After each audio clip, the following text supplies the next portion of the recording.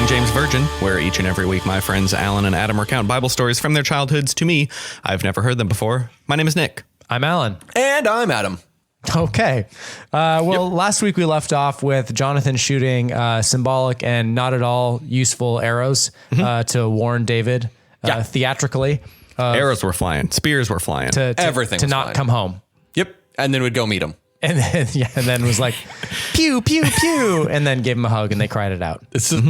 I do like it was funny because like I'd forgotten that like David cried more, which does make me feel a little bit better because like, Jonathan does feel like he gets short shrift in this whole thing. Like he's always like the most unrequited, like it's his unrequited love. Yeah. And I'm glad that It's both. Yeah. David seemed to care about him.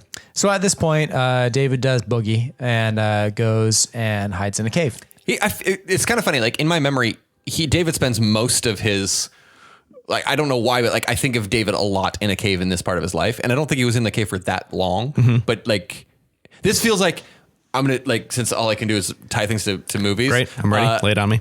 In the Harry Potter. I just think of Play-Doh. You go. Yeah. Perfect. In the Harry Potter movies, the first of the Deathly Hallows has that whole scene, like the whole of them camping. Nick, you've probably not seen this, but Alan, I know, has been forced to see him because my sister would like shove him down his throat. But you know, like I read the books. I know, but like I don't want to like force that nerddom on you. But like the first movie of the seventh book is like a lot of camping. Oh, the whole fucking thing is just like them going to campground, and that's how I feel like is the same with David. Is like this whole chunk is just way too much of him in a cave. I don't know if that's real, but that's how I remember it as a kid. The popular guy in a cave. What could go wrong? I mean, a lot of my family vacations, like tangentially involved caves. Oh, I was kidding, but that's we'd go to like Central Oregon and there's all the lava tubes. Oh, that's cool. And so I have done a lot of cave exploration. Are you a spelunker? It is so fun. Caves are cool. So I'm way on board in this story. You guys have all done like the Mount Rainier cavey stuff, right? No. Is it Mount Rainier? Up in the Cascades. We did Alan and I did the ice caves. Right, which you didn't invite me to. No, we did not. I'm doing a like an over the top look at these guys for not inviting me to You're the caves. still not invited. Fair enough. No, but seriously, we should go though because it's really cool. Yeah. Cold, actually, it's ice. That does make sense. I feel like it's a classic, like, older American thing in an RV. Like you go around and you hit caves with the like lighted tour of the cave. Right. Now we're going to see these stalactites and they're illuminated. Right. Not to be confused with the stalagmites. Oh. And then they're illuminated. Right. And then the whole thing gets illuminated and then maybe some electric light orchestra plays or something and all the lights start going. Ooh, fun. Or like ABC 123 laser light show. Mm-hmm. I mean, the more you talk about this, the more I'm really into it. It's great. I love caves. My mom and I did one cave, I think, once. Interesting. Somewhere in Wisconsin. One of those beautiful Wisconsin caves. Land of lakes, land of caves. So I'm on board with this whole cave thing. Is Wisconsin's the land of lakes? Is that Michigan? Wisconsin? Is Wisconsin the place where they have the lakes? No. Doesn't matter. Wisconsin's the cheese. Yeah, but isn't the land of 1,000 lakes? Wisconsin is beautiful. I was surprised. Somebody confirm or deny that there are lakes, lots of lakes in Wisconsin. You're talking about Minnesota. It's in Minnesota? It's Minnesota. Well, they're next door.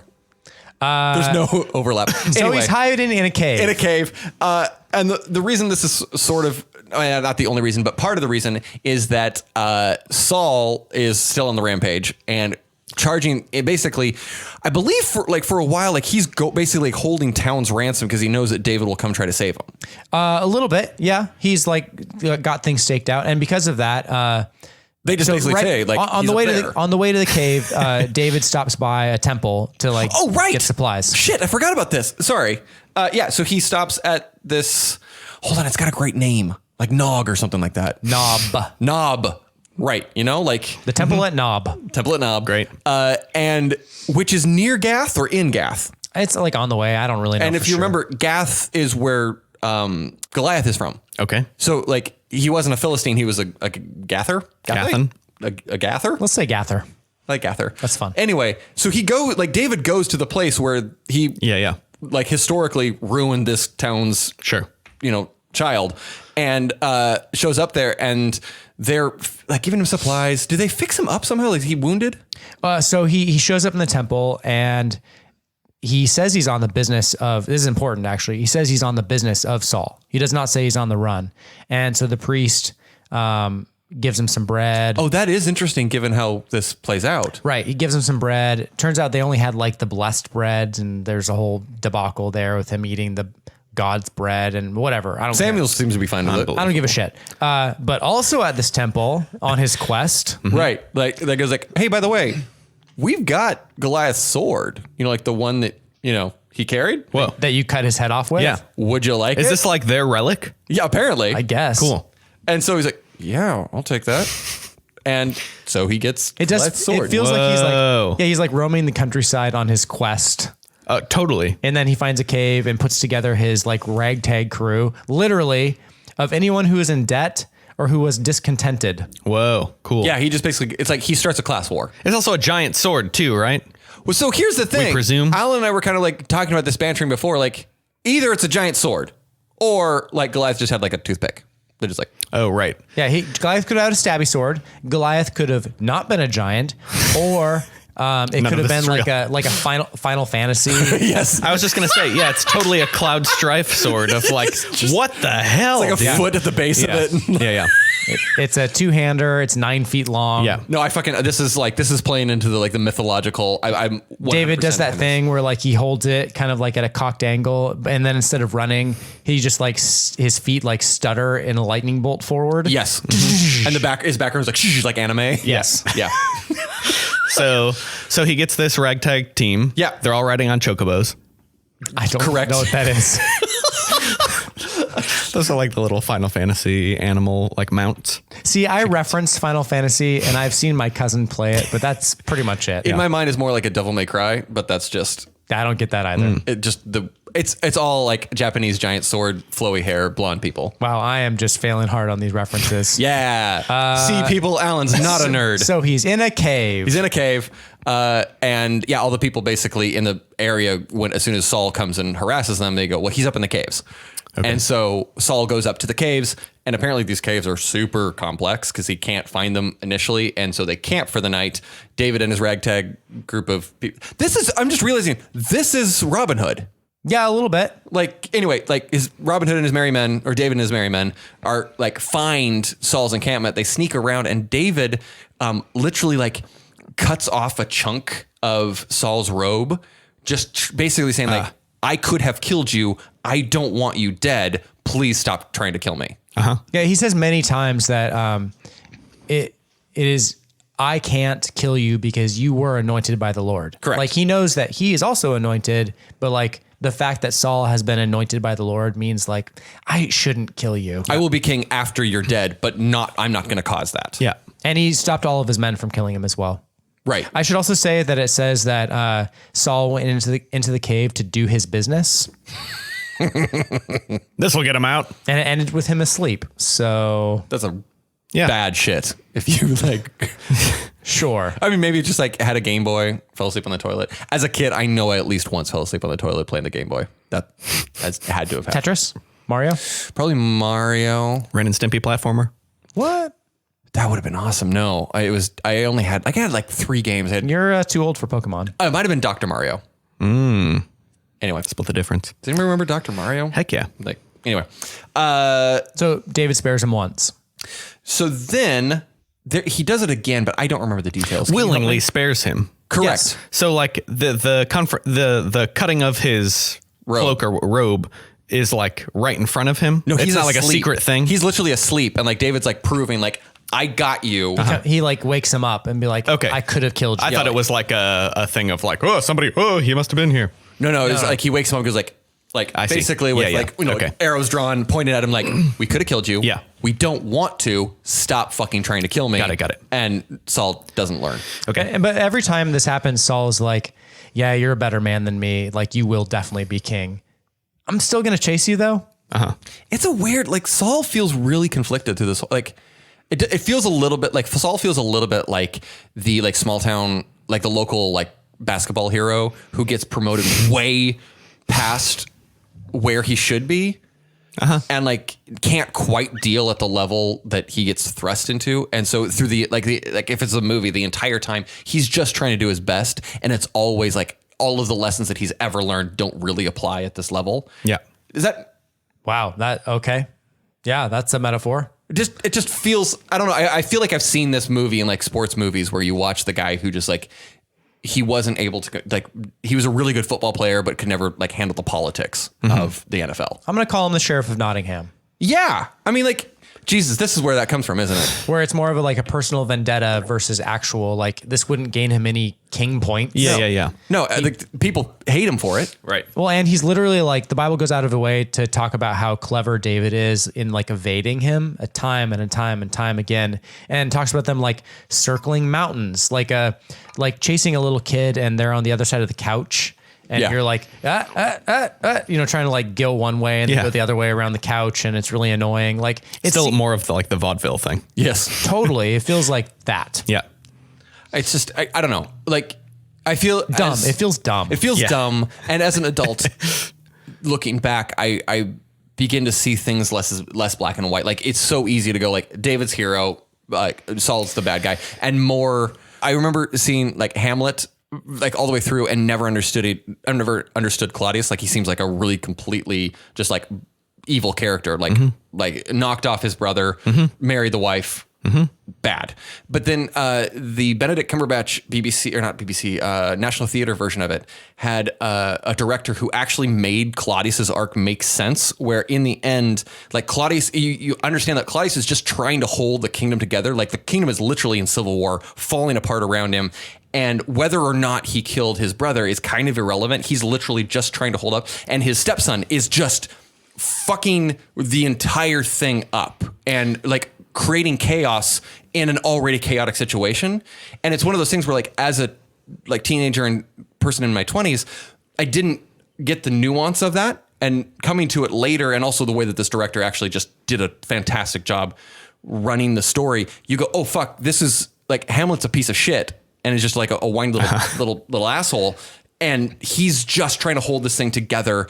And in the end is killed by, like stupid circumstance. Sure. And I think it's the same sort of thing here. Like Saul may be a much more like nuanced character, although he did throw a spear at his kids. So, I mean, yeah, he was the first king of like a vagabond nation. Right. So he really is kind of just trying to hold it all together. And like, there's this other like super popular heir superstar kid, young guy. Like, yeah, who apparently the prophet is into. Yeah. And is consorting with his son, who is the heir in line. And like Saul should be paranoid. Right. And well, yeah, like Jonathan straight up gave up his, anyway. Yeah, it's pretty crazy. The one thing I will like both give him credit for and find annoying is that Saul himself is the one chasing. Like, right. He should have just like said his general sent a henchman. Yeah. But also I appreciate he didn't. Yeah. This is like such a inconsequential part. I mean, not really. His obsession is important. Right. And I think, that's kind of what I wanted is like, he's crazy obsessed with getting David. Yes. And the end of his life is essentially just him. It's Wile E. Coyote. Yeah. A little bit. There's another time, and I don't remember the details. Alan, you're gonna have to like fill me in. David spares his life. Like this whole thing happens again, but not with the robe. What does he? Oh! No, go ahead. I feel like I haven't earned this one. So go ahead and tell.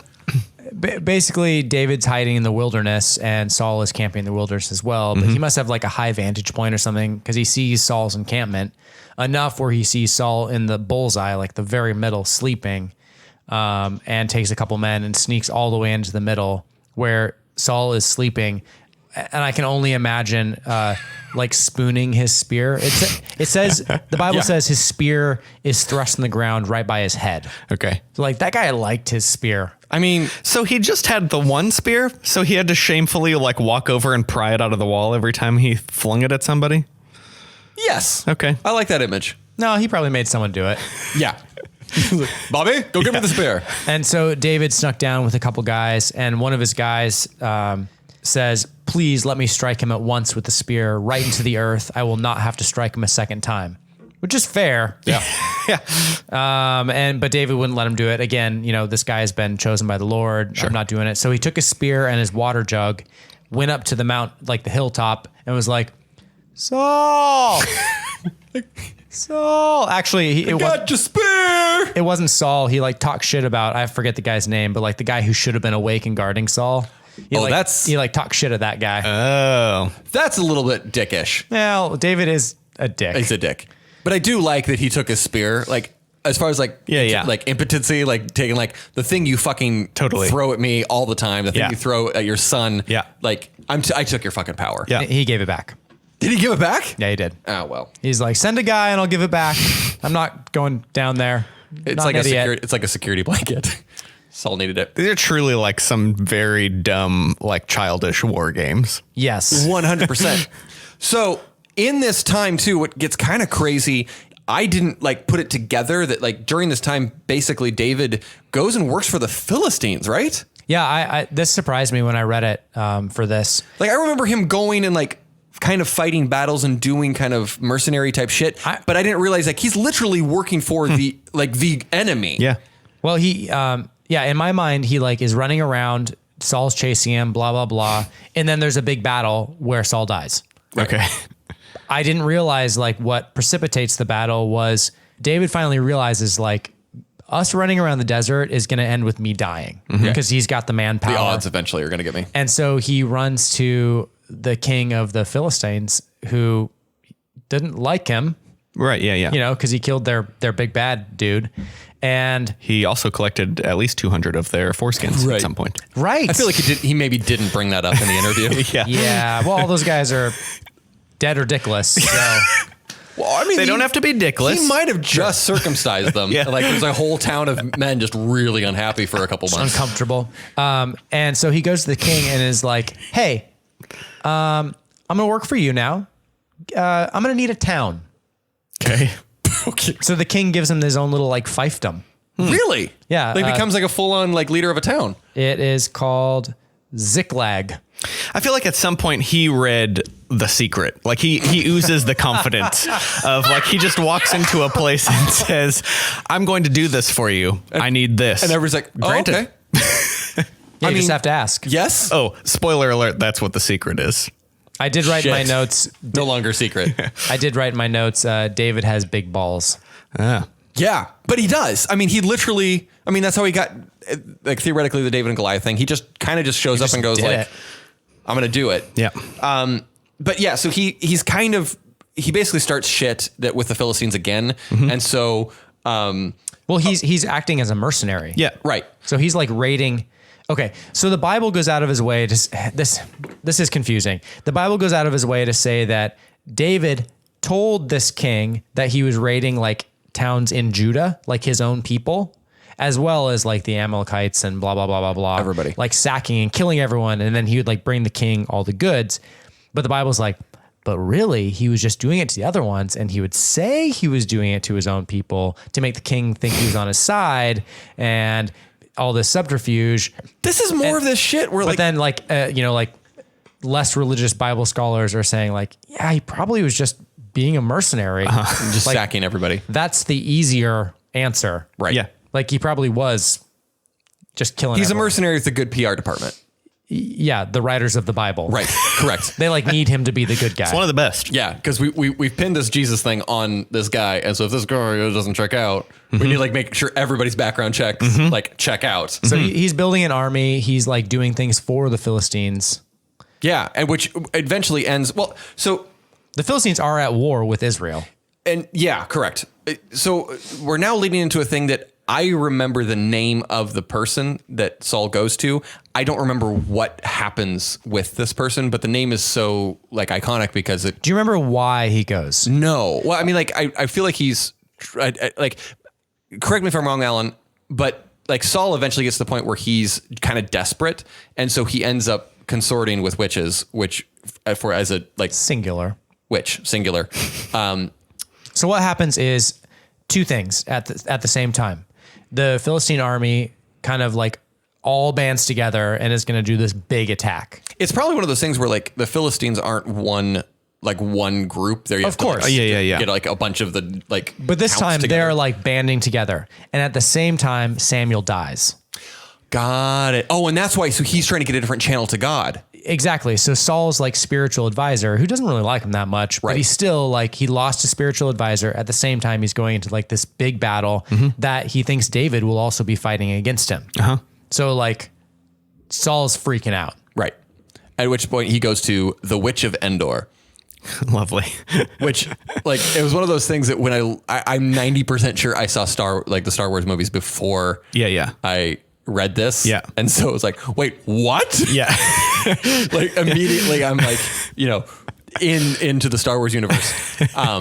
He goes to the Witch of Endor, and basically I feel like she actually says you're going to die.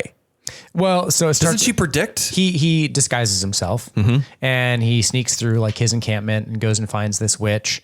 And the first thing the witch says is like, look, you know what Saul has done? He's cut off the mediums and spiritualists from the land. Is this entrapment? Yeah, right. Of course. Right. Yeah. And he swears like I swear on the God. And I also that assume you he's will not wearing like die. a bad like mustache and sunglasses, and that's his disguise. Like she knows exactly who he is. Yeah. 100%. Does the Bible throw shade at the fact that this is a witch at all? Like, I mean, it seems weird that they would even introduce it as It's pretty matter of plot fact. element. I was gonna say at this point, I think it's less of needing to throw shade, and you already assume if you're reading this book, you already know that witches are evils. Yeah. Are evils. But that what it's more is that like witches always evil. The fact that Saul went to is proof positive that he is bad. Is that a decent see. read? It is, although the way it reads is like pretty matter of fact. It's not trying to discredit her either. No, It's they give like- her. She has power. Yes, which is fascinating. Right. It's super fascinating. Right? Because like it's kind of funny because like growing up, the implication was that like psychics, mediums, anybody who was not of the Christian It's all faith, bullshit. correct. But then like you read shit like this and they make it seem like all of these people were just tapping into alternate sources of power. Yeah. Which is kind of a mind fuck as a kid. Because this is not a story. This happened. Correct. Correct. This is true. This is truth. It's the same sort of thing. Like when we started, like at some point in probably when I was like 9 or 10, I started like, well, why aren't miracles still happening today? Like where in the Bible did like Jesus go and miracles will no longer happen after 1492? You know? Yeah, the opposite happened in the Bible. In Acts chapter 1, when the Holy Spirit came down and like his disciples, They're going to happen again. do miracles. Yeah. So yeah, no, I'm with Adam on this. It's Adam, interesting. The thing is, you can't read the Bible too carefully or it doesn't make any sense. It's surprising that that's how that works out. It makes me mad at pastors. Yeah. Because like they had to read it in like multiple languages. Right. Anyway, But also that's a explains- whole nother argument. I've got 2 friends who are ex-pastors and turns out really good at marketing. Turns out if you can sell the Bible, you can sell almost anything. Makes sense. So he asked her to bring up Samuel so he could like, talk to his mentor. And she instantly is like, you're Saul. Right. And he's like, yeah. You got me. But what do you see? Yeah. And Samuel Do you know any of this? Samuel then shows up like Obi-Wan Kenobi in like the blue, like hazy, and like yells at the medium and yells at Saul and like That's actually totally true. Whoa. It's an old man covered in a mantle. yeah, Like totally Obi-Wan with Can't see his with his face. hood up. Yeah. yeah. Man, we got Star Wars. We got Robin Hood. There's a very Shakespearean element of all of this. Like you're not wrong in that. No. that analog. You know, like there's the Macbeth thing happening. Correct. You got Ghost Dad. Yeah. It's so yeah, basically, and I feel like doesn't Samuel like throw shade at the entire situation? Is like, what the fuck are you doing? Like consorting with witches. Also, you're gonna die. Yeah, he mostly says, the Lord will deliver Israel with you into the hand of the Philistines, and tomorrow you and your sons will be with me. Yeah. Dun dun dun. It does feel very Shakespearean. Yeah. Yeah. So that all happens, and Saul goes like, well, she's a medium. What the hell does she know? I'm gonna go to battle anyway. But he's shook. Yeah. You know, he's definitely shook. So they go into battle, and David does not show up. Well, so He's David supposed to be fighting for the Philistines. but wants doesn't. to fight for the Philistines. Oh. He volunteers, but like another one of the kings, so his king vouches for him, but another one of the kings is like, you idiot. Like in battle, he'll just turn sides if it's not going well. Right. And so they tell him to go to his Ziklag. That's his Yeah, town. go dick off to your Ziklag. That's his town. I love. Please make that your catchphrase. Dick off to his Ziklag. I like it. That's my second LP. Yeah. He does dick off to his Ziklag. Okay. And So he is not in the battle. correct. Battle happens, and both Saul and Jonathan die in the battle. And it's like in like Golab or Gotha or it starts with a G, right? The place where the battle is Gilboa. Gilboa. Yeah. But yeah, so basically, and like at which point David is like heartbroken because like, Well, hold on. Are you not going to talk about how Saul dies? oh, fuck. Yeah, man. Sorry. Saul doesn't die in battle. Saul like basically sees Jonathan die and is like completely shook. He realized like all of this is like the prophecy came true. Three sons. Bam, bam, bam. That's Dead, right. dead, All dead. three sons die. Everything's going to hell. And so I remember there being two versions of it. Are there two versions of it? No. Saul's taken a hit by an arrow as well. Right. So he's wounded and he basically goes like, fuck this, I'm done, and falls on his own sword. Yeah. Wow. First, he asked his armor bearer Oh, right. to kill him. Yeah, and kill his me. Armor bearer won't. And so he finally just turns his sword. I see. The thing is, like, I thought there was another version of it where like he fell on his own spear, but he's not dead. And then one of the other kings comes and finishes him off. Okay, I see what you're doing with this. So in this version, he falls on his sword, and then his armor bearer falls on his sword. Okay. That just sucks. But yeah, the guy who comes and tells David Right. down in Ziklag, Ziklag. he fucks off to Ziklag, and he says that I saw him sitting like impaled on his spear, and he asked me to like finish him, and so I did. Oh. And David's like, how dare you kill someone ordained by God, even if he asks you? And David kills that dude. Fuck. I mean, kill the messenger. Yeah. That happens a lot in the Bible. Yeah, it does.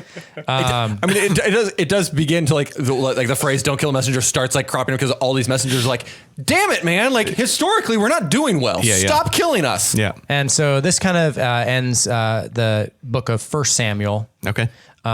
with a nice little song by David. Second Samuel is written by a ghost. Yeah, because he's dead. But 2 Samuel is more about just David. Okay. But he has lines about the battle, and it's very like Tolkien. But towards the end, Saul and Jonathan were beloved and pleasant in their lives, and in death they were not divided. They were swifter than eagles. I mean, it really does read like Tolkien. But then it says, how the mighty have fallen in the midst of battle. Jonathan was slain in your high places. I am distressed for you, my brother Jonathan. You have been very pleasant to me. Your love to me was wonderful, surpassing the love of women. Oh. Right. Anyway. It's kind of a bummer. The thing is, I don't think we've actually mentioned. So, I'm sure you've heard the word Psalms before, or the book of Psalms. Yeah. That's all entirely David's, basically his like music journal. It's self-published. I see. He writes music. Yeah. And Okay. Psalms are basically just him usually complaining about how he's a shit person And he knew that chord that pleased the Lord. so well. Anyway, I don't know if that helps in kind of like frame that like he literally just is this music guy. Sure. But so now that both Saul and Jonathan, the heir, are dead, David. that clears the way for David to now step in as king. I feel like we've kind of tied the two stories together. Yeah. he then gets married a couple times, moves into the capital, and then starts scoping on. Yeah, we skipped a couple of wives. marriages in there. Yeah. There's a fun story when he's kind of wandering around. A dude named Nabal.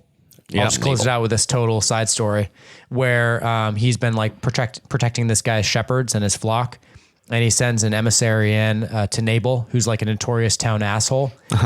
And I asked Adam about this earlier, but like, do you remember Nabal? Do not at he's all. like, nope. It's like, great, we'll skip it. And now I'm unskipping it. Nabal, So his emissaries are like, hey, we protect your flocks. We're, this mighty band of people. Like, can we come feast with you? And Nabal's like, no. If every like merry band of people who came and asked to feast, like I got feasted, merry bands coming to my door every day. that's kind of what he says. He's like, I would be out of, food. And so David is super pissed and like is taking 400 men to like wipe out his family. And Nabal's wife hears about it and like behind Nabal's back slaughters a bunch of things, gathers like a very specific amount of raisins, and you know how the Bible is. Yeah. And like brings it out, 432 like, raisins. like cuts David off and meets him there with a meal. with a meal to be like, please don't kill everyone. Yeah. And David's so impressed by her and be like, okay, I'll spare you. He doesn't steal but her. fuck your husband. And then But fuck your husband is what he says. she tells her husband, who's pissed, and then just dies a week later. She does or he does? The husband. Oh, Nabal does. Nabal dies, and then David hears about it and then makes her his wife. He's like, oh, go get that lady who like gets me Yeah. And gets me raisins. and gets me a specific number of Yeah, raisins. I need that raisin wife. She was something else. So that's a whole chapter. Wow. You know, weirdly, I'm really kind of bummed that wasn't told to me. Is it like that's a great story? That chapter makes it feel like decidedly more like a Greek mythology. yeah, Yeah, totally. You know, like a Hercules in this random village. yeah. Anyways, That makes me so happy. that's great. So that's the story. Lovely. We'll be right back here on the King James Virgin.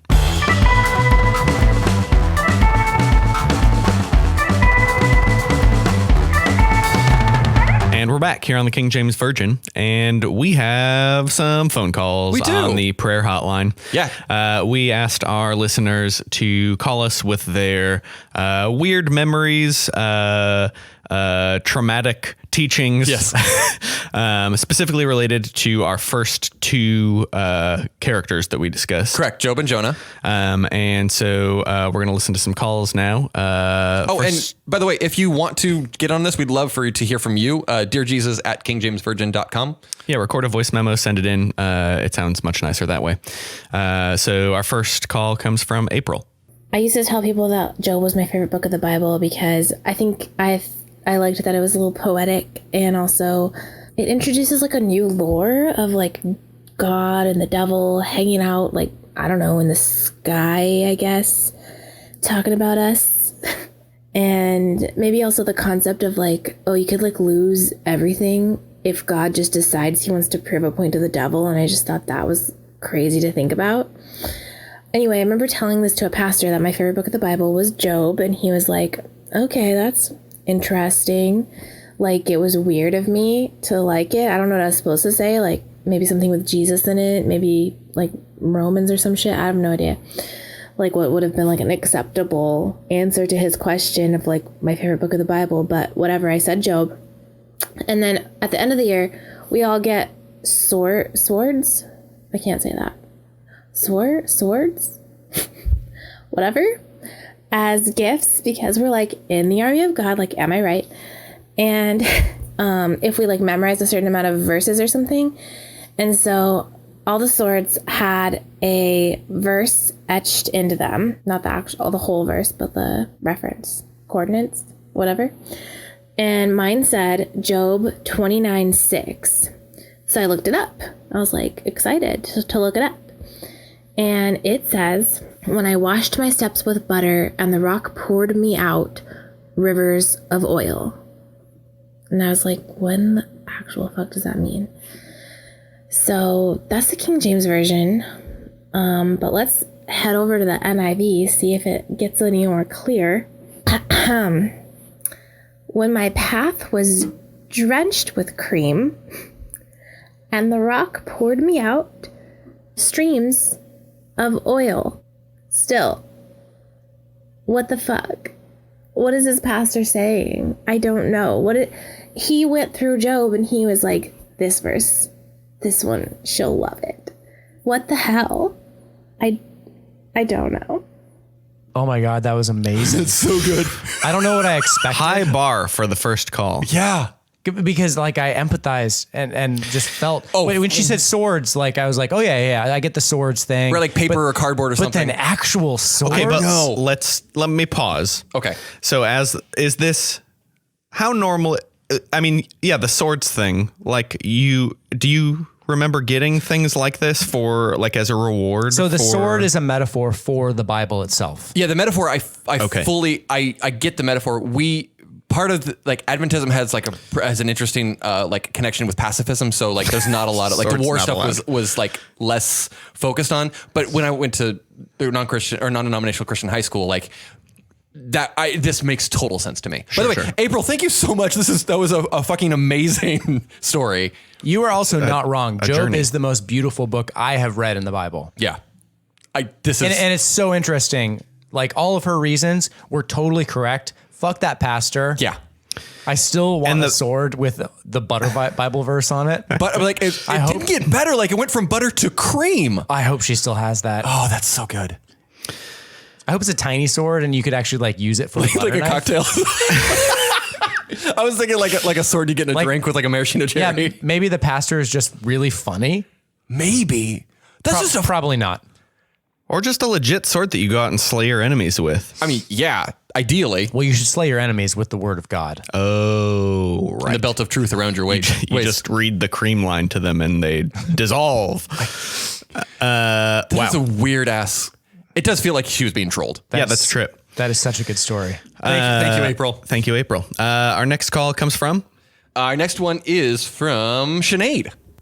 Hey guys, I'm recording this to tell you how I learned about Jonah and the Whale, which I'm pretty sure was exclusively side by side with the VeggieTales version, where he just gets eaten by a real whale and spat up and he goes to Nineveh.